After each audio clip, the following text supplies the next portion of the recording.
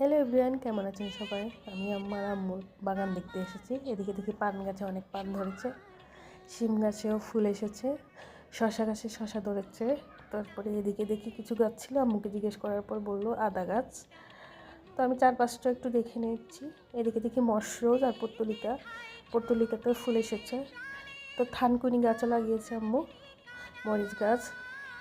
তো বাড়ির পিছনে এসে দেখি আবার লাউয়ের গাছগুলো অনেক ভালো হয়েছে। আবার পুঁইয়ের গাছে অনেকগুলো গোটা এসেছে।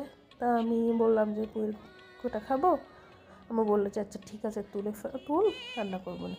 আমি আমার বোন মিলে অনেকগুলো পুঁইয়ের গোটা সংগ্রহ করলাম দুপুরে খাবো বলে। নিজেদের বাগান থেকে সবজি সংগ্রহ করার মজাই আলাদা, আসলে এটা ভাষায় প্রকাশ করার মতো না। তো ভালো থাকবেন সবাই। আজকে এ পর্যন্তই।